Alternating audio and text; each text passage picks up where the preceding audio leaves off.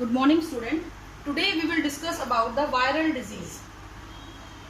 Viral disease जो होती है, these are caused due to the virus. Virus की वजह से ये कॉज होती है, जिसमें आपके सिलेबस में बेटा है पोलियो, रेबीज, चिकनगुनिया, डेंगू और आपका कॉमन कोल्ड. ठीक है, इनके बारे में हम थोड़ा थोड़ा मतलब बहुत ज्यादा एक्सप्लेन में नहीं पढ़ना है, जस्ट कैसे सिम्टम है, कैसे इसको आता है, वो सारी बातें हम इसमें पढ़ेंगे. ठीक है, तो वायरल डिजीज में सबसे पहले हम लोग बात करेंगे बेटा पोलियो की.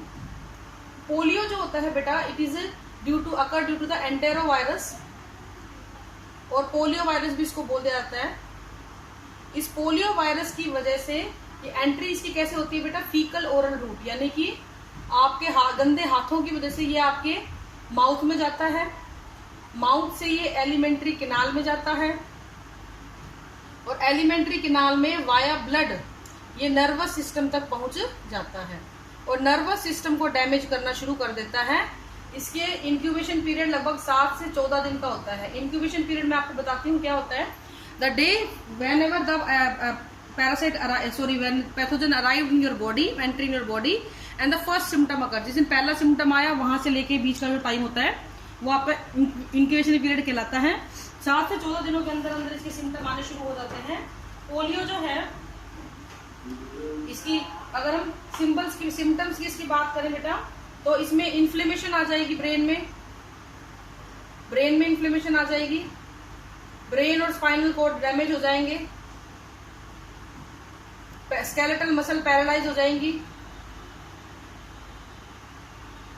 जाएंगी, हाई फीवर आ जाएगा, चिल्स आएंगे, पेन होगा बॉडी के अंदर. ठीक है, these are the symptom, this is the incubation period, this is the route. फिर हम बात करते हैं इसके ट्रीटमेंट की. तो इसके ट्रीटमेंट के लिए सबसे पहले बनाई गई थी बेटा साक वैक्सीन. जिस साइंटिस्ट ने बनाई थी उनका नाम भी साक था, तो उन्हीं के नाम पे ही पड़ा. इसके अलावा सेबाइन एट ऑल ने बनाई थी इसकी ओरल पोलियो वैक्सीन, जो 2 बूंद जिंदगी की आजकल हम बच्चे को पिलाते हैं ना, वो वाली. उस दवाई को पिलाने के लिए एक प्रोग्राम चलाया गया था जिसको हम बोलते थे PPIO, that is pulse polio immunisation programme, जो कि साल में 2-3 बार 4 बार कैंप लगा के बच्चों को ये दवाइयां, 0 से 5 साल के बच्चों को ये दवाइयां पिलाई जाती हैं 2 बूंद. और ये आपने बहुत अच्छे से इसके अवेयर हो, नया कुछ नहीं है इसके अंदर आपके लिए. ठीक है, नेक्स्ट आती है बेटा रेबीज. ये बाइट ऑफ रैबिड एनिमल की वजह से फैलती है. अगर कोई भी रैबिड एनिमल आपको काट लेता है तो उससे फैलती है, जैसे कि मंकी ने काट लिया, डॉग ने काट लिया, कैट ने काट लिया. अब वुल्फ वगैरह तो खैर हमारे आसपास होते ही नहीं है, बट वो भी, ये भी रैबिड एनिमल में आते हैं. इसका जो वायरस है उसको लाइजा वायरस बोल देते हैं, या फिर आपको रेबीज वायरस भी लिखा हुआ मिल सकता है. ठीक है, इसका इंक्यूबेशन पीरियड 10 दिन से लेके 1 साल तक हो सकता है, 10 days to 1 year. 10 दिन से लेके 1 साल तक का इसका इंक्यूबेशन पीरियड है. सिम्टम फियर ऑफ वाटर, जिसको आप हाइड्रोफोबिया बोलते हैं. सिम्टम्स में हाई फीवर आ जाएगा, सलाइवेशन, मुंह में से अटम सलाइवा निकलेगा, ब्रेन डैमेज हो जाएगा, spinal cord damage, alternative excitement, कभी बहुत तेज गुस्सा आएगा, कभी एकदम से मूड स्विंग जिसको बोलते हैं वो होना शुरू हो जाएगा. ठीक है, खाने को आप स्वैलो नहीं कर पाओगे, खाने को स्वैलो करने में भी आपको दिक्कत होगी. ठीक है, तो ये इसके कुछ सिम्टम होते हैं. तो इसके लिए हमें करना क्या है, हमें ये 100% फेटल है. अगर इसका ट्रीटमेंट टाइम पे ना किया जाए तो 100% फेटल मतलब घातक बीमारी है ये. इस बीमारी की वजह से क्या होता है बच्चों, इस बीमारी की वजह से बहुत सारे ऑर्गेनिज्म को पागलपन के दौरे आते हैं. पागल, क्योंकि ब्रेन की नर्वस सिस्टम डैमेज हो रहा है ना, तो लोग बोलते हैं कि कुत्ते के काटने से पागल हो गया, तो वो ये चीज होती है. इसके अंदर अपने फिर इसका बचाव कैसे करना है, एक तो अगर अपने घर में पेट पाले हुए हैं या गली में भी कोई कुत्ता है तो नगर पालिका की जिम्मेदारी बनती है कि वो उन सभी डॉग्स और कैट्स को पकड़ के उनका इम्यूनाइजेशन करे टाइम टू टाइम. दूसरी चीज क्या होती है, अगर आपको कुत्ते ने काट लिया है तो आप सबसे पहले अपने उस घाव को साबुन और पानी से अच्छे से धोएं, और फिर उसके आप अपना एंटी रेबीज टीकों को लगवाएं. तो ये इसकी कुछ सावधानियां होती हैं जो जरूरी होती हैं. नेक्स्ट आता है बेटा आपका रेबीज के बाद डेंगू. इसका वायरस का नाम भी होता है डेंगू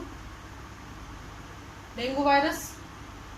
ठीक है, ये जो है इसको ब्रेक बोन वायरस भी बोलते हैं, क्योंकि इसकी वजह से हड्डियों में बड़ा पेन होता है। ऐसे लगता है हड्डियां, ब्रेक बोन डिजीज, ऐसे लगता है कि जैसे हड्डियां टूटती चली जा रही है, इतना ज्यादा पेन होता है जैसे हड्डियां टूट रही हैं। ठीक है, इसके अंदर इसका जो वायरस है उसको फ्लैबी राइबो वायरस भी बोल दिया जाता है, फ्लैबी राइबो वायरस। एजेंट इसका है, फैलाने वाला इसका वेक्टर है एडीज एजिप्टिकस, एडीज के द्वारा ये फैलता है। ये इसका इंक्यूबेशन पीरियड 3 से 8 दिन का है, ये आपने ध्यान रखने हैं भाई। ये 2 तरीके का होता है, क्लासिकल डेंगू फीवर और डेंगू हिमोरेजिक।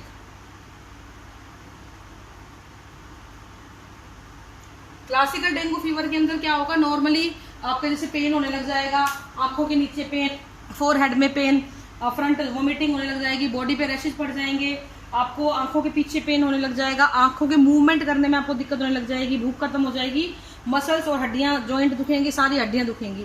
ठीक है, लेकिन जो डेंगू हिमोरेजिक होता है ना बच्चों, उसके अंदर क्या होता है, आपके मसूडों से, आपके मुंह से, आपकी स्किन से कॉन्टिन्यूस ब्लीडिंग होने लगती है, पेट में लगातार दर्द रहता है, फ्रीक्वेंट वोमिटिंग आती है विद द ब्लड। ठीक है, स्किन पीली पड़ जाती है, एनीमिक हो जाते हैं और प्यास बहुत लगती है। ठीक है, इसमें कई बार तो बंदे को सांस आने की मुश्किल हो जाती है। अभी तक डेंगू की कोई वैक्सीन अवेलेबल नहीं है, तो इसलिए हम लोग सीधा एनाल्जेसिक जो होती है ना, या एंटीपायरेटिक, इनको यूज करते हैं ताकि टेम्परेचर को लोअर डाउन किया जा सके। जैसे कि पीसीएम हो गई, डिस्प्रिन हो गई, एस्प्रिन हो गई, इन दवाइयों का हम लोग यूज करते हैं for the treatment of disease. कोई एक्चुअल वैक्सीन इसके अब तक अवेलेबल नहीं है। फिर आता है आपका कॉमन कोल्ड, ये सिंपल सर्दी जुकाम जो आपको हो रहा है, इतना नुकसान नहीं करता है, राइनो वायरस की वजह से होता है। इसमें सिम्टम सारे वही आते हैं जो हमारे कोरोना के लिए हम मानते हैं, गले का खराब हो जाना, सांस ना आना, नाक रनिंग नोज, चोकिंग नोज। ठीक है, ड्रॉपलेट इन्फेक्शन है, लेकिन इसका नुकसान कुछ नहीं है, ये लंग्स तक नहीं फैलता है, ये आपके गले तक और माथे तक, नाक तक ही रहता है, इसका लंग्स तक फैलने का कोई चांस नहीं होता है। 3 से 7 दिन का इनका इंक्यूबेशन पीरियड होता है। नेजल कंजेशन महसूस होगी, नेजल डिस्चार्ज आपको महसूस होगा, गला आपको खराब लगेगा, कफ हो जाएगा, सिर दर्द होने लग जाएगा। इसके लिए आप लोग क्या यूज करेंगे, एंटी हिस्टामिन यूज करेंगे और नेजल ड्रॉप्स यूज करेंगे, डीकंजेशन वाली नेजल ड्रॉप्स जो नाक में डालने वाली दवाइयां आती हैं। फिर आता है बेटा चिकनगुनिया। चिकनगुनिया में भी सेम डेंगू जैसे लक्षण है और उसी का चिकनगुनिया वायरस होता है, इसकी वजह से फैलता है। एडीज एजिप्टिकस, एडीज के द्वारा ही ये फैलता है, सेम डेंगू वाला ही है। इसमें भी बेटा जॉइंट पेन होता है, इंक्यूबेशन पीरियड 3 to 6 डेज का होता है। इसमें भी बुखार आएगा, क्रिपलिंग ऑफ जॉइंट होगी, बहुत खिंचाव और दर्द महसूस होगा जॉइंट के अंदर, पेन होगा और आपको लिम्फो एडिनोपैथी हो सकती है, यानी लिम्फ ग्लैंड सूज सकती हैं, लिम्फो एडिनोपैथी। तो these are the viral disease of humans. This is all for today, thank you and have a nice day.